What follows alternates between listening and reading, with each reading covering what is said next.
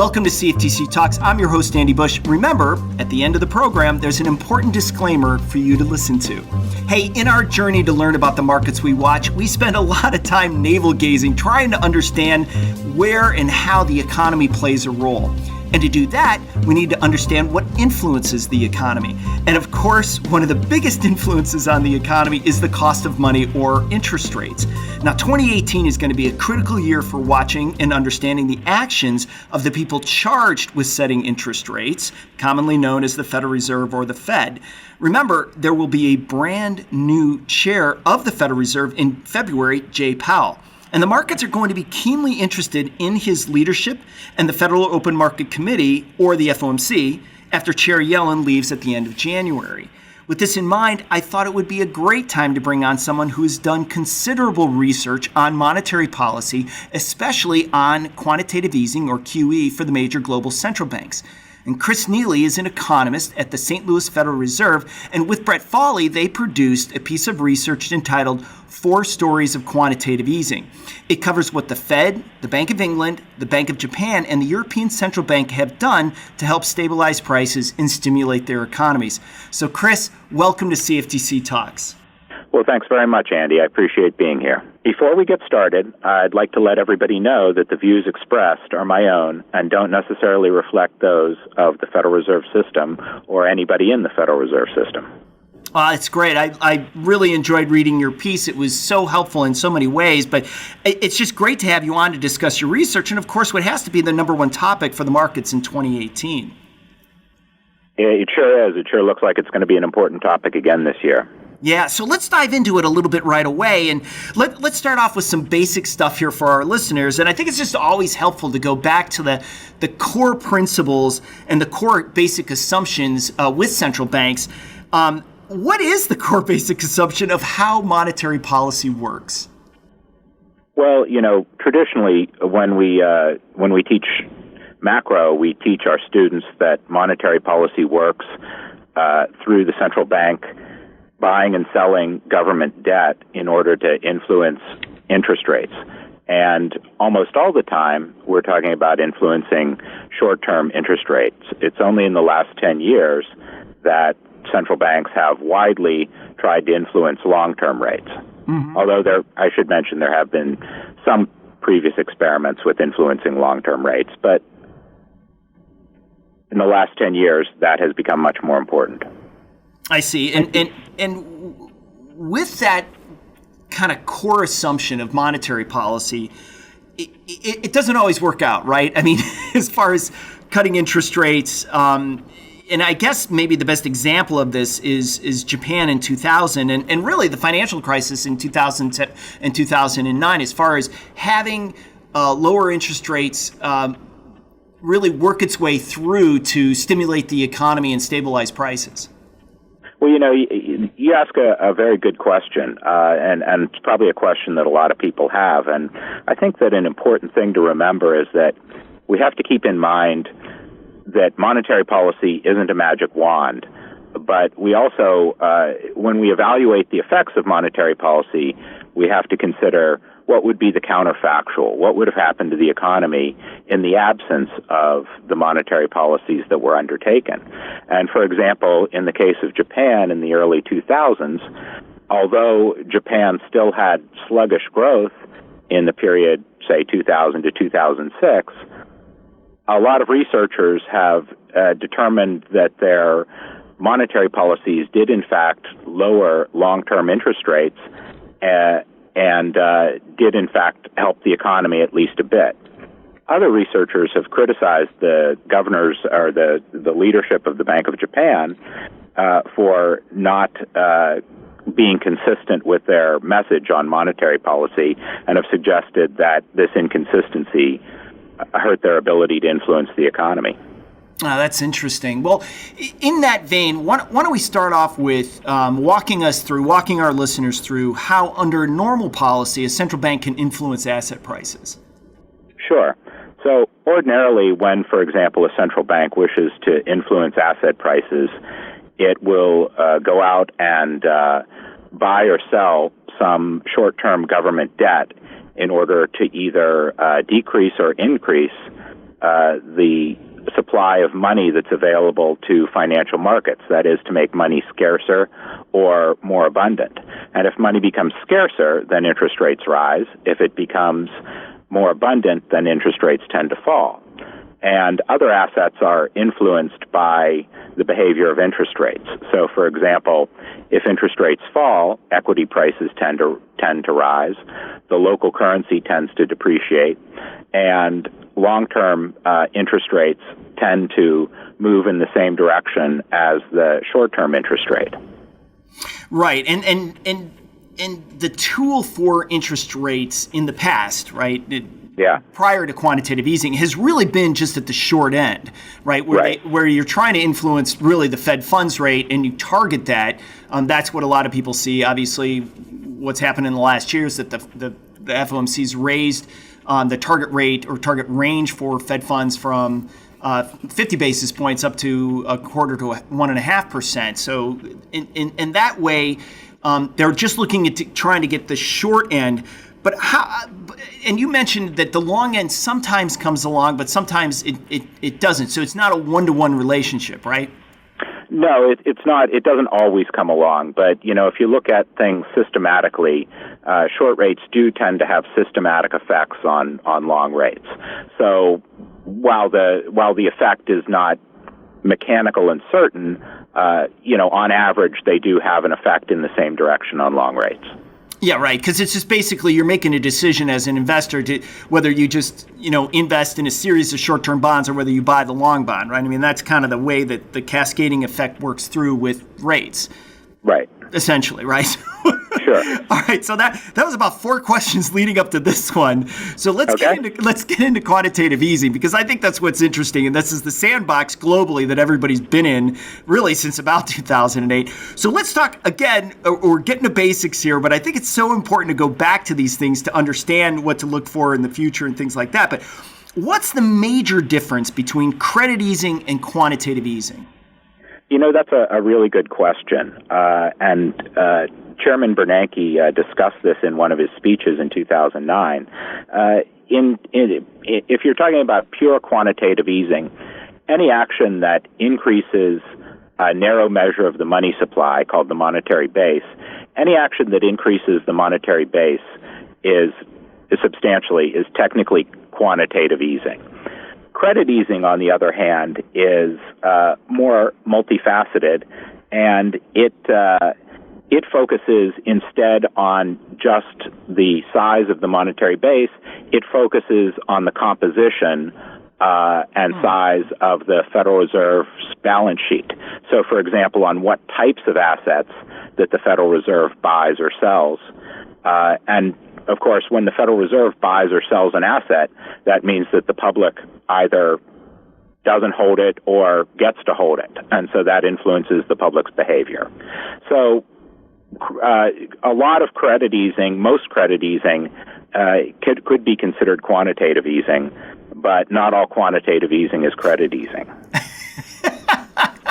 Is that too complicated? No, it's just like my head's exploded. No, I'm just kidding. It's just, I was just thinking about, and I worked in an investment bank and sat on a trading floor during the financial crisis, and then in the aftermath, and all of the different programs, all of the alphabet soup of programs that were attempted to, alleviate stress within the system. Where would you categorize those? Are those in the credit easing, or would you say that was in the quantitative easing? Oh, that's a really good question, and there really was quite an alphabet soup of programs, wasn't there? I was just trying to go back and look at some of these things. I'm like, I remember knowing what the acronyms stood for back then, but now it's just like, I can't remember any of these. Yeah, I have the same reaction. So a lot of those programs were not really monetary policy per se at all. A lot of those programs were lender of last resort programs, where and lender of last resort kind of blurs into monetary policy. Lender of last resort programs are typically more narrowly focused and temporary, and don't necessarily affect the aggregate monetary base, or if they do, they don't affect it for long. In contrast, we usually think about monetary policy as being more broadly based and affecting the monetary base persistently, for a long time. So a lot of those programs, a lot of them could be classified as lender of last resort, right, or they could be classified as quantitative easing, because a lot of them did create persistent increases in the monetary base.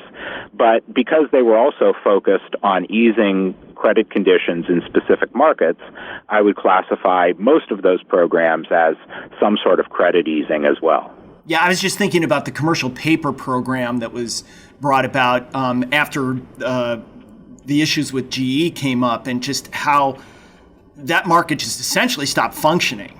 Yeah. And how critical it was for the Fed to step in at that point to provide essentially a lender of last resort in that market. Right. Well, so unlike yourself, I was just a humble researcher, so I wasn't actually on financial markets, but this is what I read in the newspaper. Well, I'll tell you, when the world's aflame, it's hard to figure out which flame is burning you more. But I mean, there were so many things going on at that time. It was fascinating to be sitting really in a capital markets group and watching it all unfold in real time, because there's just so many things you learn very quickly about how markets were so interconnected at that time. Yeah. So it was fun. Well, we'll have that conversation another time, Chris. But let's get back to quantitative easing here. Okay. I want to talk about, broadly speaking, the U.S. and the U.K. initially had a different approach than Japan and the EU.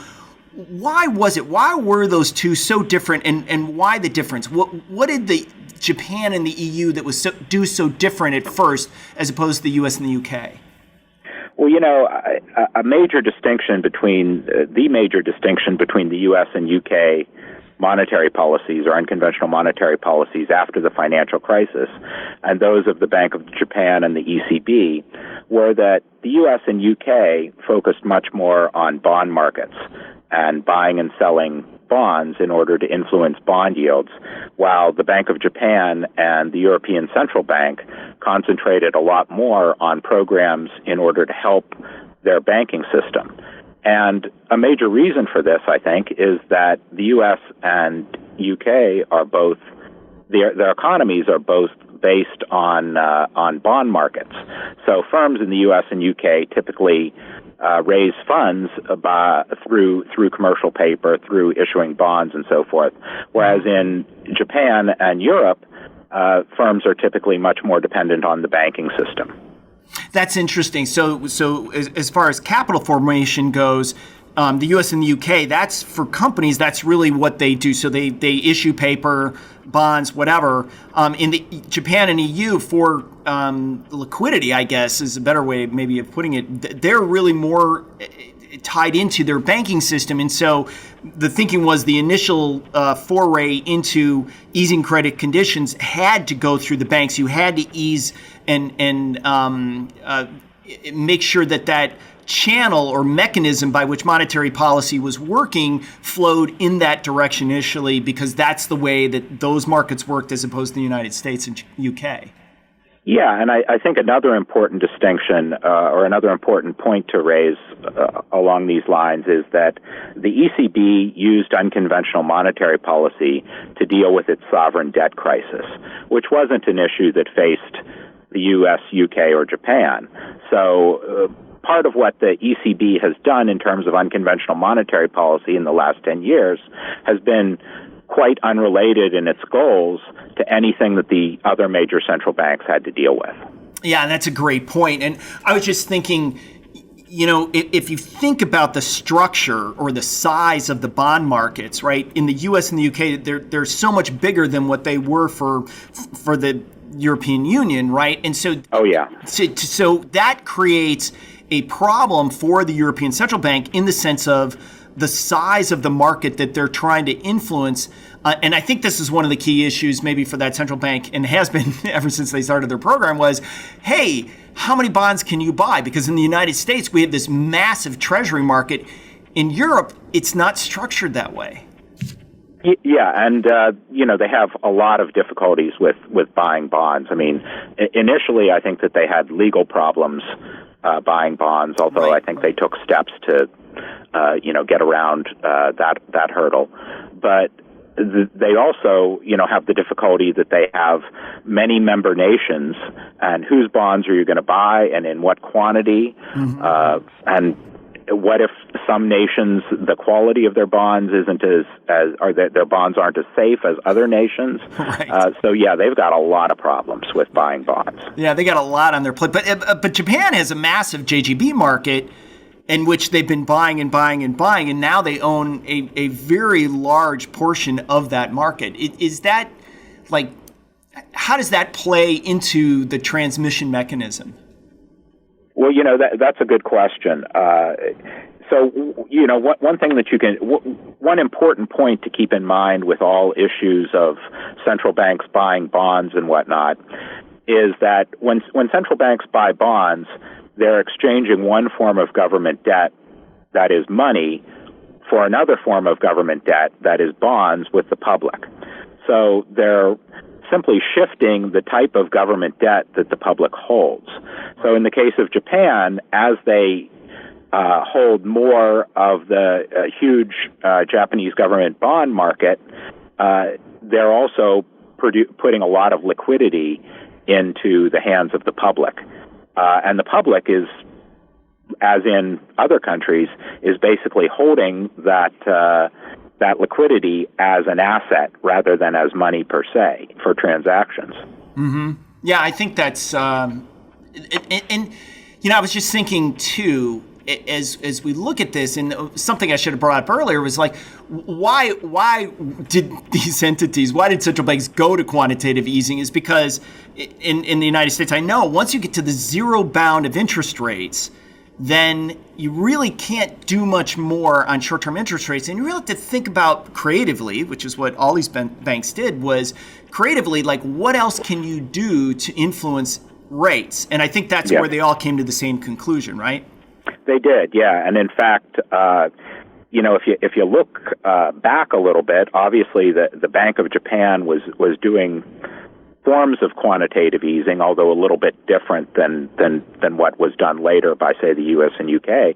But the Bank of Japan was doing forms of quantitative easing in 2000, and Chairman Bernanke, before he was chairman, was talking in about that same period about different strategies that a central bank could use to stimulate the economy if short-term rates were at the lower bound. And he basically described, or came close to describing, later U.S. quantitative easing programs that wouldn't exist for 6 or 8 years. Yeah, that's interesting. I was just laughing to myself because I believe he used the term helicopter, dropping money from a helicopter at one point. Is that Sure. The same speech you were talking about? It could be. Okay. Of course, that's an old metaphor, right? Right. It's one of my favorite because I think once he said it, then it was all over Time Magazine and all these other broad distributions of media, and so it was kind of funny. But and I specifically remember giving a lot of talks to clients about it, and just how out of the box it was when he was talking about it. And honestly, humbly stated, we all made a mistake thinking that this is silly. Of course, why would you do that? But then it wasn't but a few years later that, it actually turned out to be a pretty good idea. So I guess that leads me into this question. How successful do you think these programs were to stabilize prices and increase economic growth for the different 4 countries or areas? I've looked very carefully at the research on quantitative easing and other forms of unconventional monetary policy, and the research on their effects on financial markets is fairly clear. That they were very effective in moving asset prices in the desired direction on their announcements. It's much more difficult to determine the effect that they had on the real economy and on prices. So far as we can tell, with statistical models and economic models fit to the data, so far as we can tell, they did have moderately positive effects in the desired direction on prices and on output and real activity. One thing to keep in mind is that the U.S. Treasury has the responsibility for determining the determining the duration or maturity composition of the debt that the U.S. government issues. And as the Federal Reserve was pushing down long rates, the U.S. Treasury was observing that it was going to be cheaper and cheaper to borrow over the long term. And so to some extent, the U.S. Treasury undid part of the effect on credit easing that the Federal Reserve had done. That is, I totally forgot about that. That is fascinating. So it's kind of a push me, pull me situation where the Fed is purposely buying longer dated assets while the Treasury is going, hey, this is great. Let's issue some more because it's cheaper. Yep, exactly. Wow. That's awesome. No, I mean, it's obviously it's not good. You want our government working in the same direction, but I totally understand the different incentives that were going on there. But let me ask you about this. As you look back on your research, and I recommend everybody take time to go back and read the 4 stories of quantitative easing. But I guess as you look back on your research, what were the top 3 things that surprised you as you were going through it? As I mentioned before, I'm not a financial market participant. I'm just a researcher who looks at things from outside. And, I have to say that probably quite a few people were surprised, and I was certainly surprised by the complexity of the interplay between, say, for instance, housing prices and bond prices, and the construction of debt instruments, and the fragility of the financial system. I looking back, and at the time, it was really remarkable, and it would be hard to see how anybody could have predicted that the revolution in financial instruments could have led to these specific results. Of course, there were many people who, warned of the dangers of particular types of instruments, or warned of the dangers of high housing prices. But the interplay and the complexity of the way things played out was really remarkable. Another thing in my research, one thing that really struck me was the magnitude of the responses to unconventional monetary policy announcements. So the unconventional monetary policy announcements had really substantial effects on long-term interest rates, both in the U.S. and abroad, and on exchange rates, and even on other sorts of asset prices. And these really surprised a lot of people, including a lot of good economists who didn't think that making, essentially trading one form of debt for another was going to have much of an effect on financial markets, but they did. Well, Another thing. Go ahead. Yeah, go ahead. Go ahead. I was going to say the third thing that's really surprised me in the last 10 years, say, since the financial crisis, is the way that PCE inflation has been running persistently low. So if the Fed, as you know, or Chairman Bernanke declared a price level target for the Fed in 2012 of 2% for PCE inflation. And PCE inflation has barely touched 2% since that time, and it's been running on average at about, say, 1.5, 1.6% since 2012. And it's long been a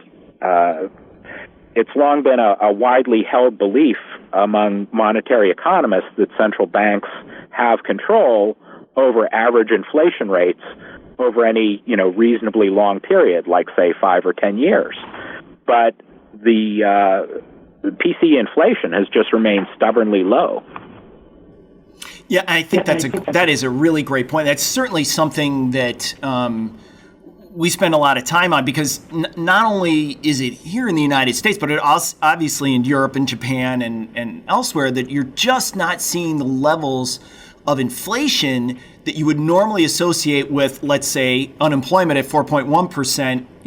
It seems like, and there's a lot of discussion about the Phillips curve being dead. And I think there's a lot of reasons to some extent to maybe not that the Phillips curve is dead, is there's just been a lot of developments within the economies in a global way that are influencing prices.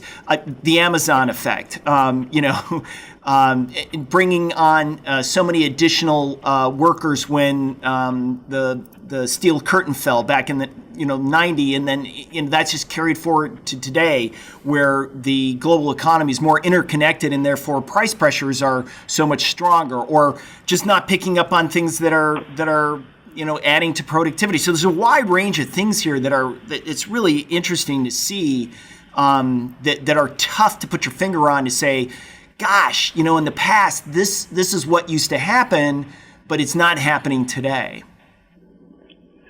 Yeah, so all those stories about sort of global competition and price pressures and the Amazon effect, they all sort of have to boil down to a productivity story. Right.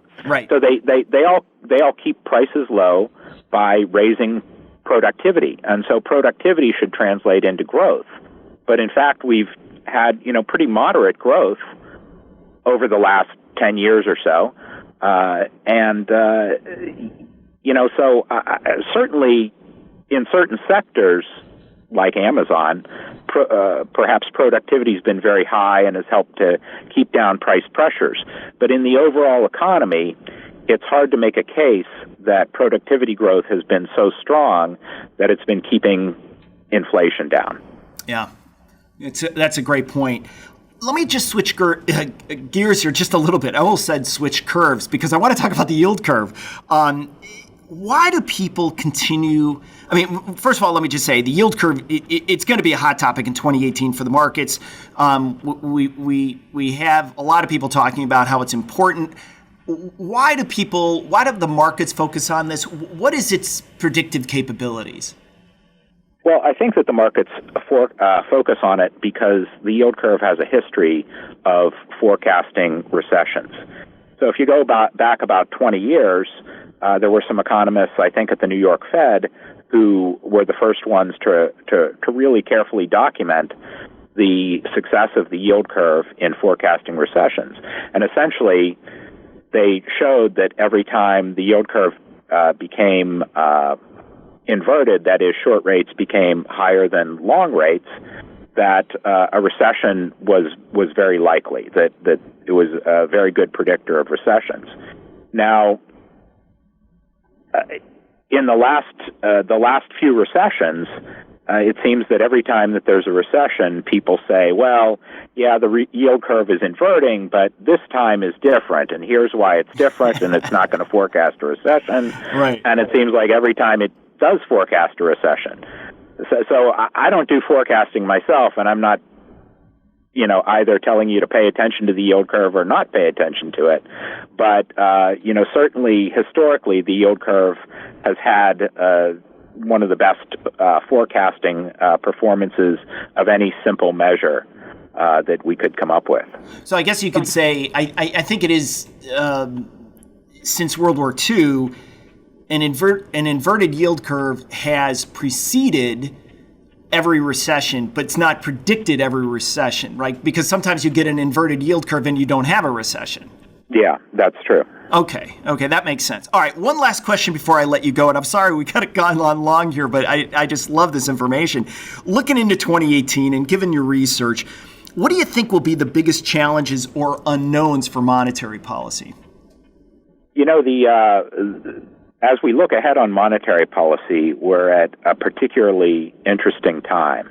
And interesting isn't necessarily good for central bankers. Central bankers prefer boring.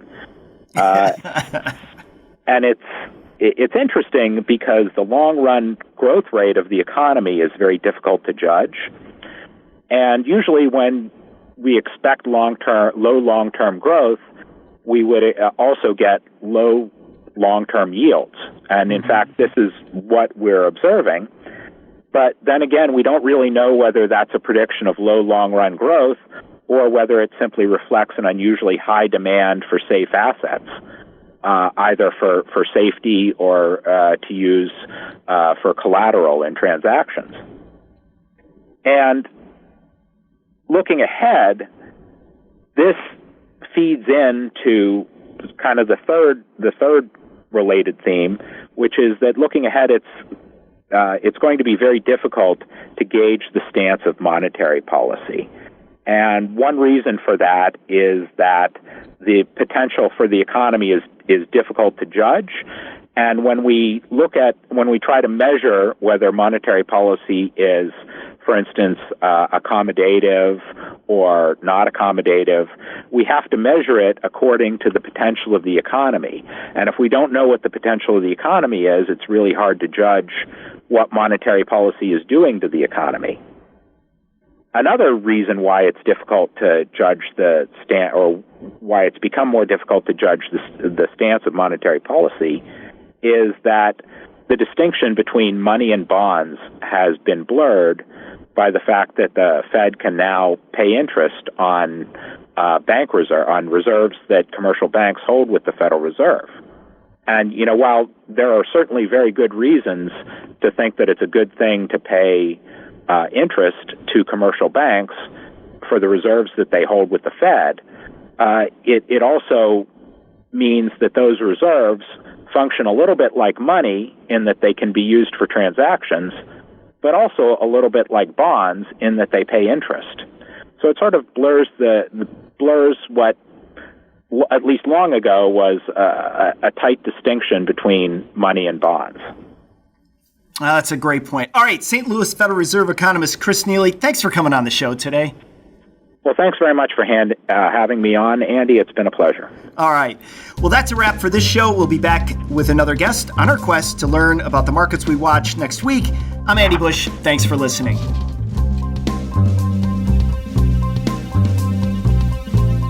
But wait, we're not done yet. It's time for a disclaimer. The CFTC is providing this information as a public service, and it is neither a legal interpretation nor a statement of CFTC policy. Reference to any specific product, service, trademark, manufacturer, or service provider does not constitute an endorsement or recommendation by the CFTC. The CFTC is not liable to any consumer or any third party for any direct, indirect, incidental, consequential, special, or exemplary damages or lost profit related to the use of the information provided or referenced in this podcast. Selection of guests on the podcast does not imply an endorsement of any particular individual or entity. Many individuals and entities provide similar services to those of the guests. The views and opinions expressed by the guests in the podcast are their own and not specifically endorsed by the CFTC. Moreover, the information provided in this podcast should not be construed as investment advice. Consumers should rely on their own inquiries as to accuracy and relevance of the information incorporated or referenced in this podcast and assume the entire risk related to its use. The CFTC is providing its interpretation of market trends solely to inform the public of a framework for projecting possible outcomes under different scenarios. If you have any questions concerning the meaning or application of a particular law or rule administered by the CFTC, please consult an attorney.